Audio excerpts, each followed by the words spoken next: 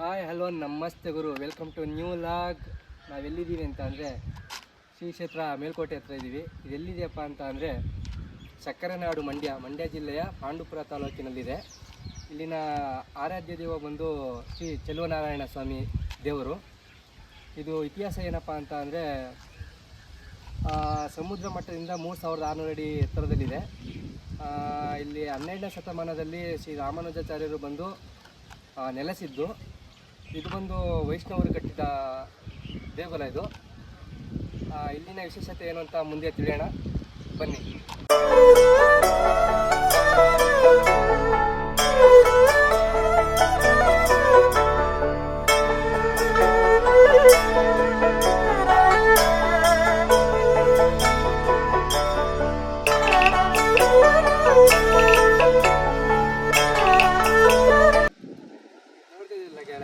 ಇದು ಬಂದು ಪಂಚಕಲ್ಯಾಣಿ ಅಂತ ಅಂದ್ಬಿಟ್ಟು ಈ ನೀರನ್ನ ದೇವಸ್ಥಾನಕ್ಕೆ ಎತ್ಕೊಂಡು ಹೋಗ್ತಾರೆ. ಅಲ್ಲಿ ದೇವರ ತೀರ್ಥ ಮತ್ತು ಪ್ರಸಾದಕ್ಕೆ ಬಳಸ್ಕೊತಾರೆ. ಈ ನೀರು ಬಂದು ಕುಡಿಯಲು ಯೋಗ್ಯ. ನೋಡ್ತಾ ಇದೀವಲ್ಲ, ಎಷ್ಟು ಶುದ್ಧವಾಗಿದೆ ನೋಡ್ರಿ.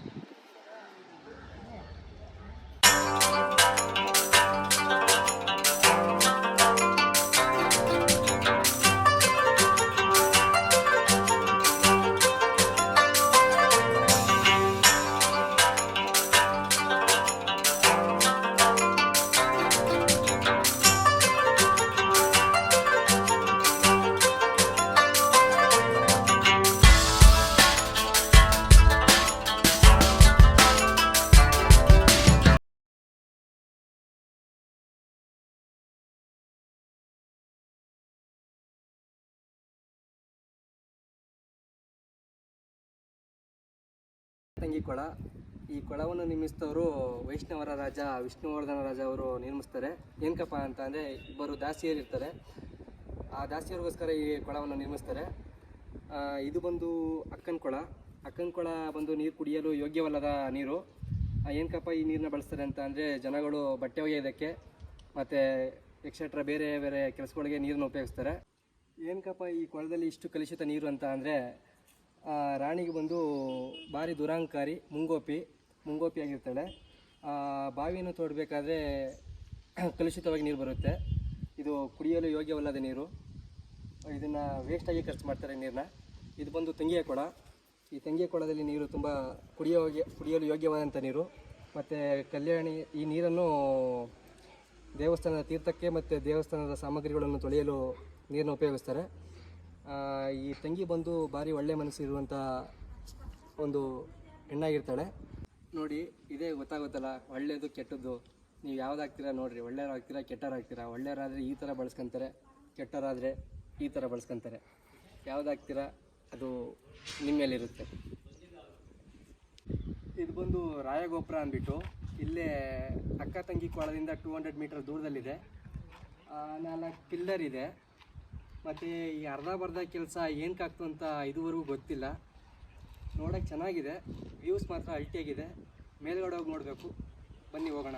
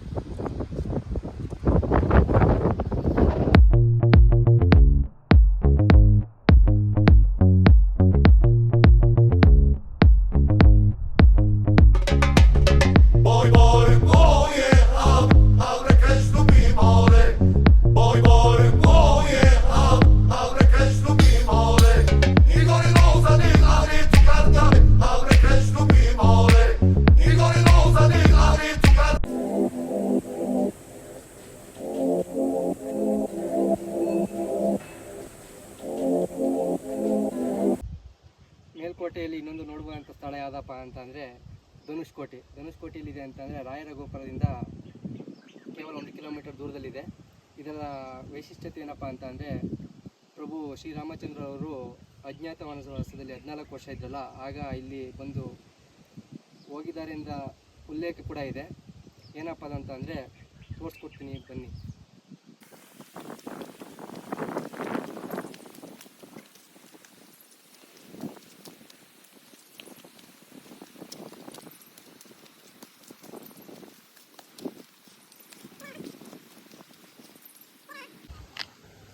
ಈ ಬೆಟ್ಟಕ್ಕೆ ಬರಲು ಪ್ರತ್ಯೇಕ ಮೆಟ್ಲುಗಳಿದೆ, ಆರಾಮಾಗಿ ಬರ್ಬೋದು.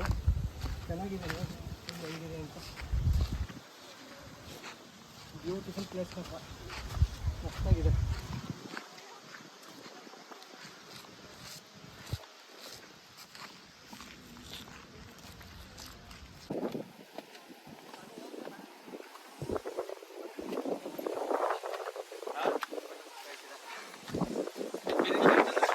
ಹೆಸರು ರಾಮ ಸೀತೆ ಲಕ್ಷ್ಮಣ ಬಂದಾಗ ಸೀತೆಗೆ ಬಾಯಾರಿಕೆ ಆಯ್ತು ಅಂತ ರಾಮ ಬಾಣ ಬಿಟ್ಟಂತ ಸ್ಥಳ, ಅದಕ್ಕೆ ಧನುಷ್ಕೋಟಿ ಅಂತ ಹೆಸರು. ಬೇರೆ ಏನೇನಿಲ್ಲ, ಅಲ್ಲಿ ರಾಮನ ದೇವಸ್ಥಾನ ಇದೆ ಅಷ್ಟೇ, ಹೋಗಿ ದರ್ಶನ ಮಾಡ್ಕೊಂಡು ಬನ್ನಿ. ಪಾದ ಅಂದ್ರೆ ಪಾದ ಇದೆ ಅಲ್ಲ, ರಾಮ ಸೀತೆ ಪಾದ ಇದೆ, ರಾಮ ಸೀತೆದು ವಿಗ್ರಹ ಮಾಡಿದ್ದಾರೆ, ಬಾಣ ಬಿಟ್ಟಂತ ಜಾಗ ಇದೆ, ನಾವು ದರ್ಶನ ಮಾಡ್ಕೊಂಡು ಬನ್ನಿ. ನೋಡಿ ಆ ಗುರುಗಳು ಹೇಳಿದಂಗೆ ಇದೇ ಪಾದ, ಇದೇ ಉಲ್ಲೇಖ ಇಲ್ಲಿ ಶ್ರೀರಾಮ ಪ್ರಭು ಬಂದು ಹೋಗಿರುವಂಥ ಗುರುತಿಗಾಗಿ. ಮತ್ತು ಅಲ್ಲಿದೆ ನೋಡ್ರಿ ಬಾಣ ಬಿಟ್ಟಂಥ ಗುರುತು. ಅದೇ ಇದಪ್ಪ ಏನಪ್ಪ ಅಂತಂದರೆ ಇಲ್ಲಿ ಇಷ್ಟೇ ಬೇಸಿಗೆಗಾಲ ಬಂದ್ರು ಮತ್ತು ಮಳೆಗಾಲ ಬಂದ್ರು ನೀರಿನ ಪ್ರಮಾಣ ಇಷ್ಟೇ ಇರುತ್ತದೆ, ಯಾವಾಗಲೂ ಖಾಲಿನೇ ಆಗಲ್ಲ.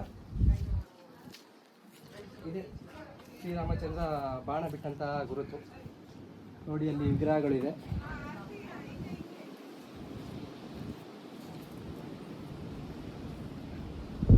ಇಲ್ಲಿ ನೋಡಿ ಪ್ರಭು ಶ್ರೀರಾಮಚಂದ್ರ ಅವರ ವಿಗ್ರಹ ಮತ್ತು ಸೀತಾಮಾತೆ ವಿಗ್ರಹ ಇಲ್ಲೇ ಇರೋದು.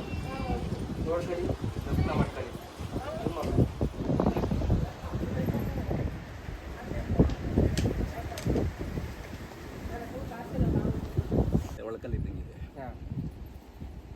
ಏನೋ ಕತೆ ಹೆಂಗಿದೆ ಅಂದ್ರೆ, ಬಾಣ ಬಿಟ್ಟಾಗ ಅದು ಬಾಣ ತರ ಹಿಂಗೆ ಒಂಥರ ಶಾರ್ಪ್ ಆಗಿ ಹಿಂಗೆ ಇತ್ತಲ್ಲ, ಶಾರ್ಪ್ ಆಗಿತ್ತು, ಅದನ್ನ ಅಗಲ ಮಾಡವ್ರೆ. ಅಷ್ಟು ಅಗಲ ಇರಲಿಲ್ಲ. ಇದು ನಮ್ಮ ಈಗ ನೆನ್ನೆ ಮೊನ್ನೆದಲ್ಲ, ಸುಮಾರು ತಲೆಮಾರುಗಳಿಂದ ಏನೋ ಒಂದು ಕತೆ ಹೇಳೋದು ಕಂಟಿನ್ಯೂ. ನಾವು ಅದನ್ನ ನಂಬ್ಕೊಂಡು ನಾವು ಕೇಳ್ಕೊಂಡು ಹೋಗ್ತೇವೆ. ಪ್ರಾಚೀನ ವಿಷಯಗಳನ್ನ ನಾವು ತರ್ಕ ಮಾಡಕ್ ಹೋಗ್ಬಿಟ್ರೆ ಅದಕ್ಕೆ ಕೊನೆನೇ ಇಲ್ಲ. ಆಕ್ಚುಲಿ ಅದು ಇಷ್ಟೇ ಚಿಕ್ಕದಾಗಿ ಇಷ್ಟೇ ಇದೆ. ಅಲ್ಲ, ಅದೇ ಹೇಳಿದ್ದು, ಇದು ಎಷ್ಟು ಒಳಗಡೆ ಆಳ ಇದೆ ಗೊತ್ತಿಲ್ಲ, ಬಂಡೆ ಮಧ್ಯ ಇದೆ. ಒಬ್ರು ಹೇಳಿದ್ ನಾವು ನೋಡ್ಕೊಂಡು ಏನೋ ಮಾತಿಂದ ಎಕ್ಸ್ಚೇಂಜ್ ಹೋಗ್ತಾನೆ ಇದೆ, ನಾವು ಅದನ್ನ ಕೇಳ್ಕೊಂಡು ಬರ್ತಾ ಇದ್ದೀವಿ. ಇದಕ್ಕೆಲ್ಲ ಏನಂದ್ರೆ ಸುಮಾರು 500,000 ವರ್ಷಗಳ ಹಿಂದೆ ಈ ತಾಳೆಗೆರೆ ಉಲ್ಲೇಖಗಳು ಇರ್ತಾವಲ್ಲ, ಅದನ್ನು ತೆಗಿಬೇಕು. ಆವಾಗ ಏನೇನೋ ಇರ್ತವೆ ಕೆಲವು ಪ್ರಾಚೀನ ಸಂಶೋಧನೆ. ಅದು ನಾಮದ ಚಿಲ್ಮೆ, ಅದು ನೀರು ನೋಡಿ ಬರ್ತಾರೆ. ನಾವು ಮನೆ ಹೋದವಾರ ಕುಡಿದ ನೀರು ಅಲ್ಲಿ ಕೆಲವು ಒಂದೊಂದು ರೀತಿ ಒಬ್ಬೊಬ್ಬರು ರಾಜಮನೆತನದಲ್ಲಿ ಒಂದೊಂದರ ಉಲ್ಲೇಖಗಳು ಸಿಗ್ತವೆ. ಅವು ಕೂಡ ಸರಿಯಾಗಿ ತಲೆಗುಳ ಬಿಟ್ಕೊಂಡಂಗೆ ಆಗ್ಬಿಡ್ತದೆ. ಒಂದು ರಾಜನ ಉಲ್ಲೇಖ ಒಂದು ರೀತಿ ಇರುತ್ತೆ, ಇನ್ನೊಬ್ಬ ರಾಜನ ಆಳ್ವಿಕೆ ಮಾಡ್ತಾರೆ, ಒಂದು ಒಂಥರ ಉಲ್ಲೇಖ ಇದೆ. ನೋಡ್ಬೇಕು, ನೋಡ್ಕೊಂಡು ಹೋಯ್ತಾ ಇರಬೇಕು.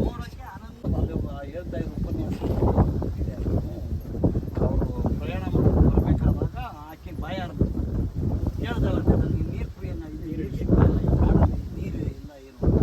ಅವಾಗ ಅವನು ಭಾಳ ತಂದು ಅವಾಗ ಇದೆ ರಾಮುಚ್ಚಿನ ಮೇಲೆ ಹೆಂಗೋ ಅದೇ ಥರ ನೀರು ಬಂದು ಸದಾ ನೀರು 365 ಸಲ ಅದು ಈ ಬೆಟ್ಟದ ಮೇಲೆ ಅದು ಪ್ರತೀತಿ. ಇವಾಗ ರಾಮುಚ್ಚಿನ ಮೇಲೆ ಹೆಂಗೆ ಉಗ್ತದೋ ನಿನ್ನ ಮನೆ ಬಂದಿದ್ದ ಅದೇ ಥರ. ಅಲ್ಲಿ ನೀರು ಚೆನ್ನಾಗಿದೆ, ಇದು ಆಚೆ ಹೋಗಲ್ವಲ್ಲ, ಇದು ನೋಡಿ ಗೆಳೆಯರೆ, ಇದೆ ಧನುಷ್ಕೋಟಿಯ ಚರಿತ್ರೆ. ಅಲ್ಲಿ ಬೆಟ್ಟ ಕಾಣಿಸ್ತಿದೆಯಲ್ಲ, ಅದು ಬಂದು ಚಾಮುಂಡಿ ಬೆಟ್ಟ ಅಂತೆ.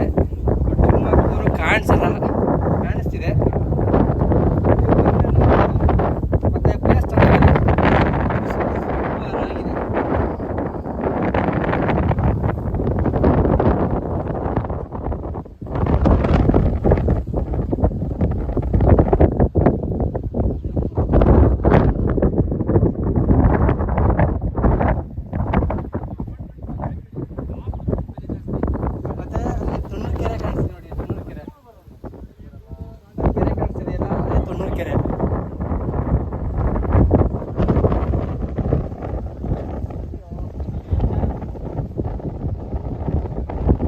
ಮಚ್ಚಾ, ಹೇಗಿತ್ತು ಪ್ಲೇಸ್ ಅಂತೂ ಅಲ್ಟಿಮೇಟ್ ಆಗಿತ್ತು. ಆದರೆ ನನಗಂತೂ ತುಂಬ ಖುಷಿ ಆಯಿತು ಇವತ್ತು. ಈ ನೇಚರು, ಈ ವೆದರು ಎಲ್ಲ ನೋಡೋದು ಏನೋ ಒಂಥರ ಆದ್ರೆ ಬಿಸಿಲು ಮಾತ್ರ ಹೇಳ್ಕೊಳಕ್ಕಾಗದಂಥದ ಫೀಲಿಂಗ್ಸ್. ಬಿಸಿಲು ಮಾತ್ರ ಗುಮ್ತಾ ಇದೆ. ದೊಡ್ಡವ್ರು ಹೇಳಿದ್ರಲ್ಲ ಅನುಭವ ಹೆಂಗಿತ್ತು? ತುಂಬ ಅಷ್ಟೊಂದು ವರ್ಣನೆ ಮಾಡಿದ್ರು. ಹಾಂ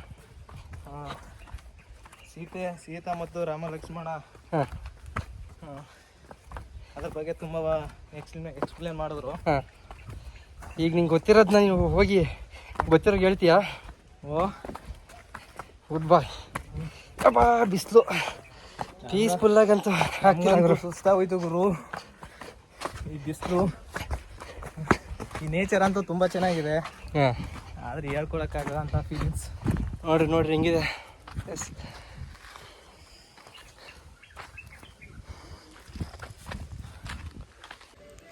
ಕೊನೆಯದಾಗಿ ದೇವಸ್ಥಾನ ಮುಗಿಸ್ಕೊಂಡು ಪೂಜೆ ಮಾಡಿಸ್ಕೊಂಡು ಹೋಗೋದು. ಇದು ಮೆಟ್ಟಿಗಳಿದೆ, ಇನ್ನು ಅದಕ್ಕೂ ಗಾಡಿಗಳು ಹೋಗುತ್ತೆ, ಅಲ್ಲಿಂದ ಸುತ್ತಾಕೊಂಬರ್ಬೇಕು. ಬನ್ನಿ ನಾವು ಹಿಂಗೆ ಹೋಗೋಣ ಗಾಡೀಲಿ.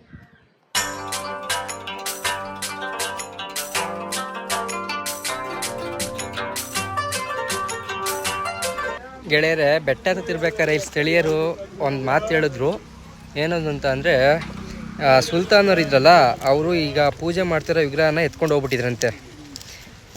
ವಿಷಯ ಬಂದು ಶ್ರೀರಾಮಾನುಜಾಚಾರ್ಯರಿಗೆ ವಿಷಯ ತಿಳಿತು. ಸುಲ್ತಾನರ ಮಗಳು ಏನಿದ್ದಾರೆ, ಅವರು ಈ ವಿಗ್ರಹಕ್ಕೆ ಉಡುಗೆ ತೊಡುಗೆಗಳನ್ನು ತೊಡಿಸಿ ಹೆವಿ ಪ್ರೀತಿಯಿಂದ ನೋಡ್ಕೊಳ್ತಾ ಇದ್ರಂತೆ. ರಾಮಾನುಜಾಚಾರ್ಯರು ಹೋಗಿ ಕೇಳಿದ್ರಂತೆ ಯಾರ ಹತ್ರ? ಸುಲ್ತಾನರ ಹತ್ರ. ಸುಲ್ತಾನರು ಕೊಡಲ್ಲ, ಒಂದು ಪಂದ್ಯ ಕಟ್ತೀನಿ, ಆ ಪಂದ್ಯದಲ್ಲಿ ಗೆದ್ದಾದರೆ ತಗೊಂಡೋಗಿ ಅಂತ ಹೇಳಿದ್ರಂತೆ.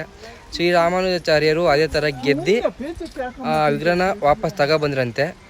ಮತ್ತು ಮಗಳು ಏನಿದ್ದಾಳೆ, ಊಟ ತಿಂಡಿ ಎಲ್ಲನೂ ಬಿಟ್ಟು ಅನಾರೋಗ್ಯವಾಗಿ ಬಾಳ್ತಿಲ್ಲಂತೆ. ಅದನ್ನು ನೋಡಿ ಸುಲ್ತಾನರು ತಿರ್ಗಾ ಮತ್ತೆ ಈ ಕ್ಷೇತ್ರಕ್ಕೆ ಬಂದು ಕೇಳಿದ್ರಂತೆ ವಾಪಸ್ ನಮ್ಗೆ ಬೇಕು ಅಂತ. ಆಗ ಶ್ರೀರಾಮಾನುಜಾಚಾರ್ಯರು ಕೊಡಲ್ಲ, ಇದು ನಮ್ಮದು ಅಂತ ಕೇಳಿದಾಗ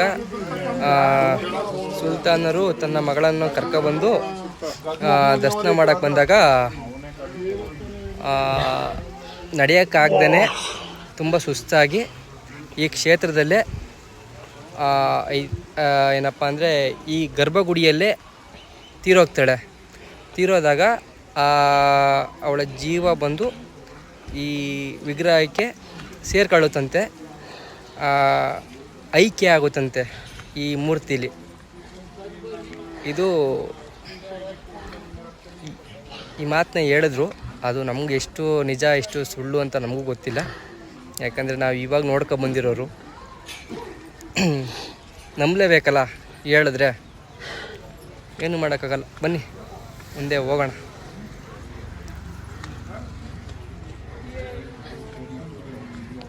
ಶ್ರೀಕ್ಷೇತ್ರ ಮೇಲ್ಕೋಟೆ ಶ್ರೀ ನಾರಾಯಣ ಸ್ವಾಮಿಯ ದೇವರ ದರ್ಶನ ಮುಗಿತು.